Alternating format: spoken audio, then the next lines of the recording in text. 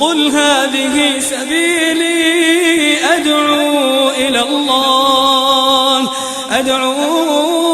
الله على بصيرة أنا ومن اتبعني وسبحان الله. أعوذ بالله السميع العليم من الشيطان الرجيم. بسم الله الرحمن الرحيم. اللهم صل وسلم وبارك على سيد المصطفى صلى الله alayhi wa sallam. Mon frère et ma soeur, assalamu alaikum wa rahmatullahi wa barakatuh. En cette période de jeûne, en cette période de pénitence, j'aimerais partager avec vous cette réflexion autour de ce verset de la sourate 13, verset 11. Où Allah subhanahu wa ta'ala nous dit: en vérité, Allah ne change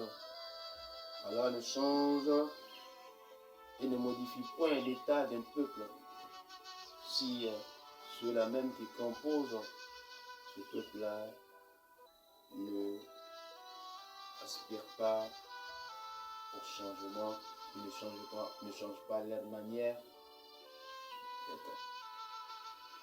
Et donc, si nous menons une réflexion, une méditation autour de ce verset-là,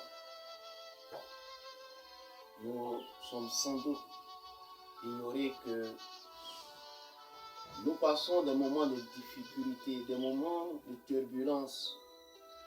D'autres parmi nous, alhamdoulilah, ont eu cette chance-là de sortir et d'être des braves vis-à-vis de cette difficulté et de cette turbulence. Au-delà d'être une chance, d'être une justesse, c'est le changement de comportement, c'est le changement de vision qui a suscité ce changement.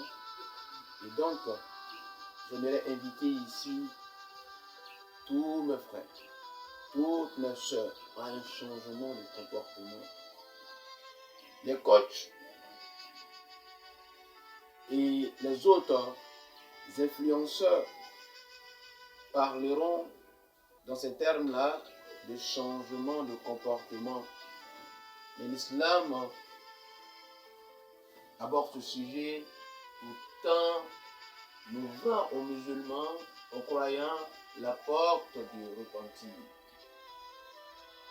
Voyez-vous, souvent, le problème que nous vivons, la solution n'est nulle part ailleurs. La solution se trouve en nous-mêmes. Souvent, c'est nous-mêmes qui sommes nos propres problèmes. C'est nous-mêmes qui créons nos propres trous. Et donc, il suffit que nous changeons une manière de savoir, une manière de faire, une manière de comprendre, une manière de jubiler les choses, pour qu'Allah subhanahu wa ta'ala nous accorde ce bonheur que nous recherchons. Et donc, ce Ramadan est un moment propice que toi et moi, nous mettons en question et nous nous comptabilisons en ce sens-là que nous abandonnons tous nos mauvais comportements, nos mauvaises habitudes.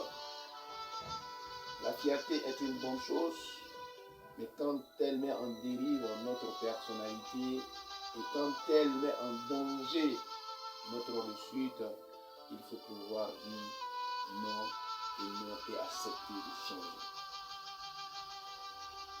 Voyez-vous, bon nombre d'entre nous aspirent au bonheur, aspirent à une bonne paix ici-bas,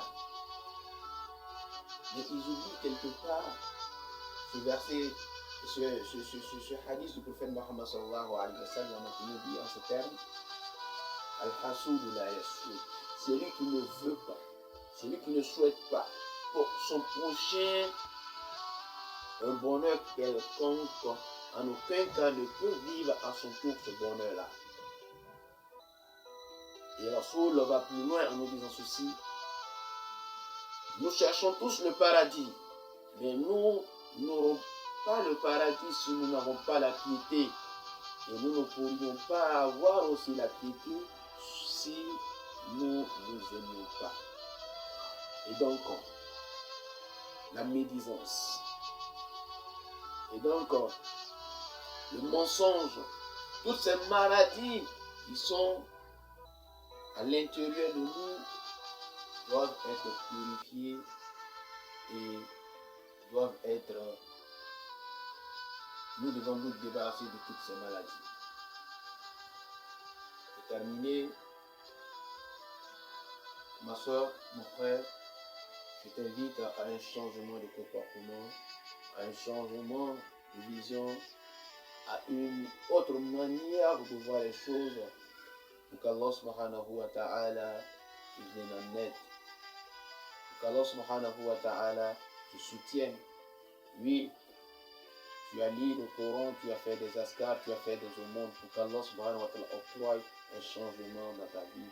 Mais ce changement ne sera pas possible si tu ne changes pas ce comportement-là en toi. Ce changement ne sera pas possible si tu ne mets pas en évidence toutes ces mauvaises habitudes que tu as, qui mettent mal à l'aise ta propre personne et qui mettent mal à l'aise ton entourage. Qu'Allah nous donne la bonne compréhension et qu'il nous guide sans cesse sur le droit chemin. Assalamu alaikum wa rahmatullahi wa barakatuh.